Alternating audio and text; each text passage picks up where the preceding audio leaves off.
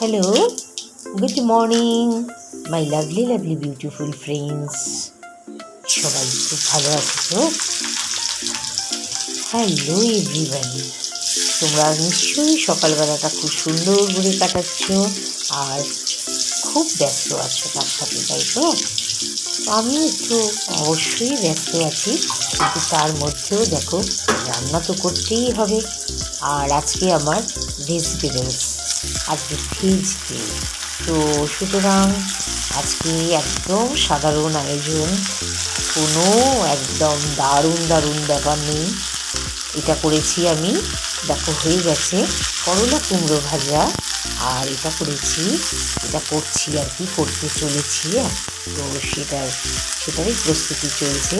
ডুমো করে পেঁপে কেটে নিয়েছি, তার সাথে ডুমো করে আলু, আর তার সাথে একটু টমেটো, দেখো এটা দিয়ে নিয়েছি তেলের মধ্যে। ভেরি সিম্পল, তেলের মধ্যে আমি একটু সামান্য চিনি দিয়ে নিই। আগে দিয়েছি আমি সামান্য চিনি, তারপরে জিরে, তেজপাতা, শুকনো লঙ্কা ফোড়ন, তারপরে পেঁয়াজটা দিয়ে দিয়েছি। এটা পেঁপে দিলে, পেঁপের সাথে পেঁয়াজ দিয়ে একটা ডালনা ভীষণ ভালো টেস্ট হয়। তো সেটা আজকে পেঁপের সাথে পেঁয়াজ দিয়েই করছি। তো ওগুলো দেওয়ার পরে পেঁপেগুলো যে কেটে রাখা ছিল, পেঁপে আলুটা আমি এর মধ্যে ছেড়ে দিলাম। এবার একটু কষতে আস্তে আস্তে দেখো, তারপরে জিরে দিলে খুব ভালো একটা পাঁচফোড়নও তোমরা করতে পারো। কিন্তু জিরেতে জানো তো, নিরামিষ তরকারিতে জিরে একটা আলাদা ফ্লেভার আনে, আবার পাঁচফোড়নও খুব ভালো ফ্লেভার আনে, দুটোই জানো।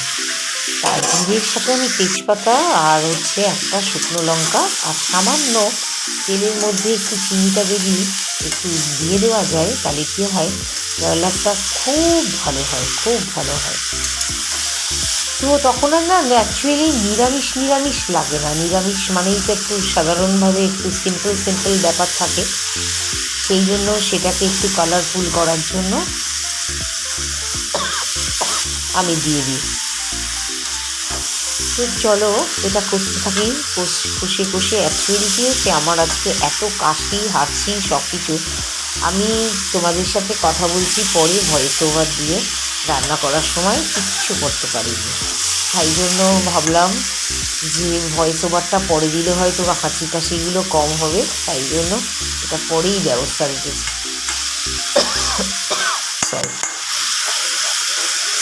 তো দেখো এটা কষে নিচ্ছি, কষে নিয়ে জল দিয়ে দেবো, আর নামাবার আগে ঘি আর একটু হিং দিয়ে দেবো।